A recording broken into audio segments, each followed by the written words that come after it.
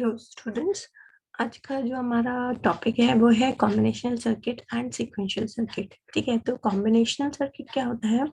ठीक है, हमारा ऐसा सर्किट जिसमें कोई फीडबैक पाथ नहीं है। ठीक है, इसका मतलब है कि आप अगर इस सर्किट को इनपुट दे रहे हो तो डिपेंडिंग ऑन द इनपुट वो आपको आउटपुट देता है। ठीक है, उसके पास कोई प्रीवियसली उसमें कुछ स्टोर करके नहीं रखा हुआ है। ठीक है, तो यहाँ पे इसके पास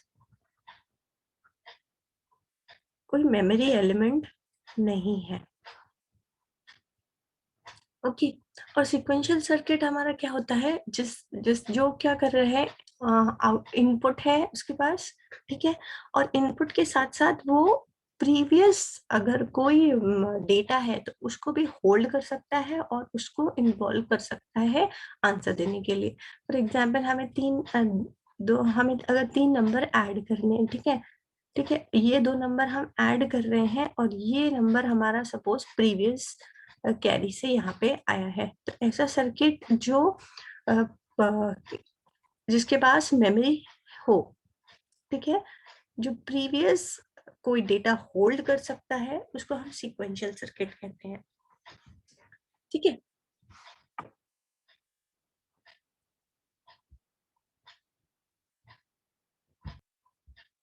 ठीक है, तो जो कॉम्बिनेशनल सर्किट है उसको हम कैसे डिस्क्राइब करेंगे, उसको हम एक ट्रूथ टेबल से डिस्क्राइब करते हैं। ठीक है, तो हमारे पास n इनपुट्स हैं, यहाँ पे हमारे पास n इनपुट्स हैं और हमें यहाँ पे m नंबर ऑफ आउटपुट हमारा कॉम्बिनेशनल सर्किट देता है। और किस इनपुट पे हमें क्या आउटपुट मिलेगा वो किस पे डिपेंड करता है, उसके ट्रूथ टेबल पे। ठीक है, ठीक है, तो इस हर सर्किट का आपका ट्रूथ टेबल होगा कि इस इनपुट पे आपको क्या आउटपुट मिलने वाला है। ठीक है, और हमने फिर हम सीक्वेंशियल सर्किट की बात करें तो सीक्वेंशियल सर्किट में जो मेमोरी एलिमेंट यूज हो रहा है उसको कहते हैं फ्लिप फ्लॉप।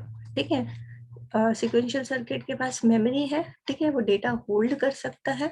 कॉम्बिनेशनल सर्किट के पास मेमोरी नहीं है, इनपुट डिपेंडिंग ऑन इनपुट वो आउटपुट देता है। ठीक है, तो अब जो स्टोरेज एलिमेंट सीक्वेंशियल सर्किट में यूज हो रहा है उसको हम बोलते हैं फ्लिप फ्लॉप। फ्लिप फ्लॉप क्या है? एक बाइनरी सेल है जो एक बिट ऑफ इंफॉर्मेशन स्टोर कर सकता है। ठीक है, और वो एक बिट क्या हो सकता है? वो एक बिट या तो 1 हो सकता है या तो 0 हो सकता है। ठीक है, ठीक है, तो ये हमारा अगर फ्लिप फ्लॉप है तो इस फ्लिप फ्लॉप में या आप 0 स्टोर कर सकते हो या तो फिर आप इसमें 1 स्टोर कर सकते हो। ठीक है, तो ऐसा सेल, और इस फ्लिप फ्लॉप से मिलके आपका क्या बनता है? रजिस्टर। ठीक है, जैसा 8 बिट आपका रजिस्टर 8 बिट का है, 8 बिट का रजिस्टर है, तो 8 फ्लिप फ्लॉप से मिलके ये 8 बिट रजिस्टर बन जाए और हर एक फ्लिप फ्लॉप एक बिट ऑफ एलिमेंट स्टोर कर सकता है।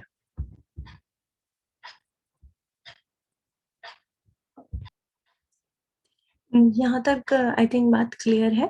ठीक है, और उसके बाद जब हमने कॉम्बिनेशनल जो हमने पहले के लेक्चर्स में पढ़ा था लॉजिक गेट। ठीक है, तो ये जो कॉम्बिनेशन सर्किट और सीक्वेंशियल सर्किट बनाने के लिए जो हम यूज कर रहे हैं, हम किनका इस्तेमाल करते हैं? गेट्स। अगर आपने गेट्स वाला लेक्चर नहीं देखा है तो पहले उसको जाके देख लेना। ठीक है, तो हमने कोई भी सिस्टम है उसको हम एंड और एन इन्वर्टर से रिप्रेजेंट कर सकते हैं। ठीक है, ठीक है, और हमारा जो नैंड और नॉर होता है, नैंड, ये सारे गेट्स के बारे में हम पढ़ चुके हैं, है ना, प्रीवियस लेक्चर्स में, वीडियोस जो मैंने पहले डाले थे। ठीक है, इनको क्या कहा जाता है? Universal gate, universal gates. ठीक है, यूनिवर्सल गेट्स क्यों कह रहे हैं? क्योंकि हम जो भी एंड और इन्वर्टर के साथ इम्प्लीमेंट कर सकते हैं वो हम एक नैंड या नॉर गेट के साथ अकेले ही रिप्रेजेंट कर सकते हैं। इसलिए हमारा नैंड भी एक यूनिवर्सल गेट कहलाता है और नॉर भी एक यूनिवर्सल गेट कहलाता है, ठीक है। तो नैंड गेट से आप एंड और इन्वर्टर, ये तीनों गेट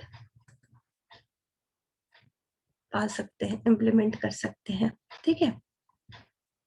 नेक्स्ट लेक्चर में हम फ्लिप फ्लॉप और उसके टाइप्स के बारे में देखेंगे।